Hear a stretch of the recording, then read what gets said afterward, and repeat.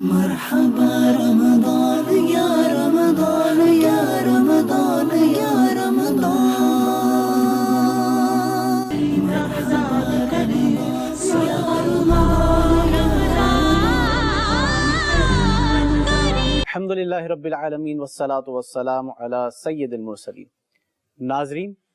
Programme ہے رمضان کریم اور ہم اپنے نیکسٹ ایپیسوڈ کے ساتھ آپ کے سامنے حاضر ہیں۔ ہم آپ کو خوش آمدید کہتے ہیں۔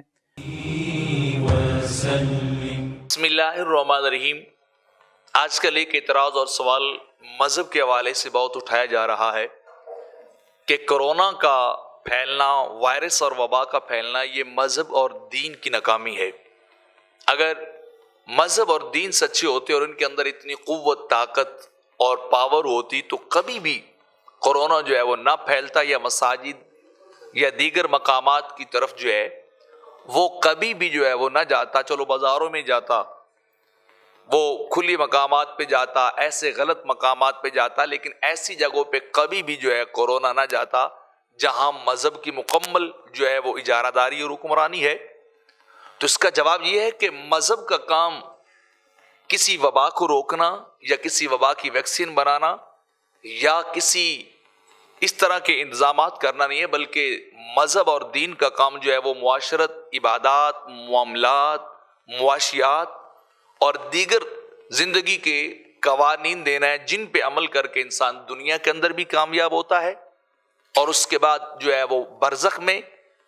اور برزخ کے بعد جو ہے اخروی زندگی کے اندر بھی انسان جو ہے وہ کامیاب ہو جاتا ہے۔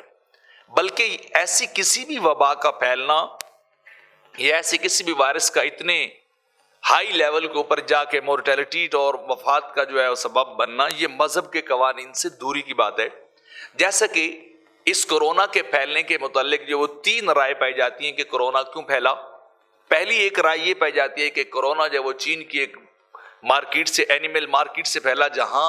حرام جانور جن کو دین نے منع کیا ہے، دین نے روکا ہے کہ وہ کھانے نہیں ہیں، ان کو لوگوں نے کھایا، اور پھر کھایا بھی غیر فطری طریقے سے، غیر اسلامی طریقے سے، کہ انہیں ذبح نہیں کیا گیا، انہیں جو ہے وہ ڈنڈا مار کے، ان کو جھٹکا دے کے، یا ان کو براہ راست آگ کے اندر جلا کے جو ہے ان کو مارا گیا اور پھر ان کا گوشت کھایا گیا۔ اور بلکہ بعض ویڈیوز کے اندر اور بعض ایسے ایویڈنس بھی سامنے آئے کہ لوگوں نے وہاں زندہ جانوروں کو جو ہے وہ کھایا، تو ان کے جو بلڈ کے اندر وہ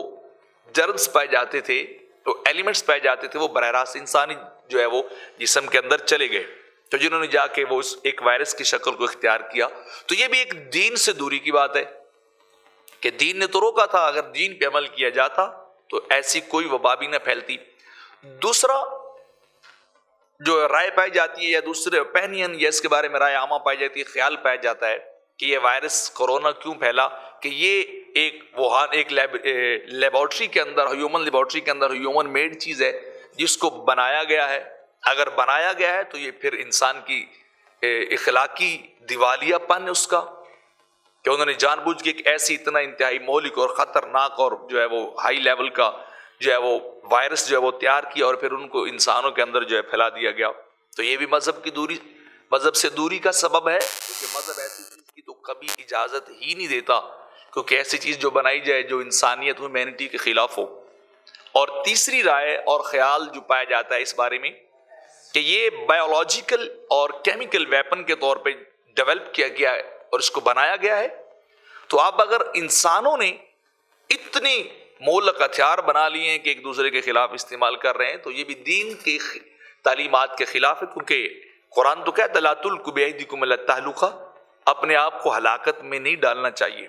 تو دین تو بہرحال اپنی جگہ پہ قائم اور قوانین ہیں ان چیزوں سے بچنے کے لیے۔ ایسے اگر کوئی کیٹاسٹروفی حالت طاری ہو جاتی ہے، کوئی وبا آ جاتی ہے، تو اس سے نمٹنا کیسے ہے، ان حالات کے اندر جو ہے آپ نے SOPs پہ کیسے عمل کرنا ہے، آپ نے اس کے لیے پریکاشنری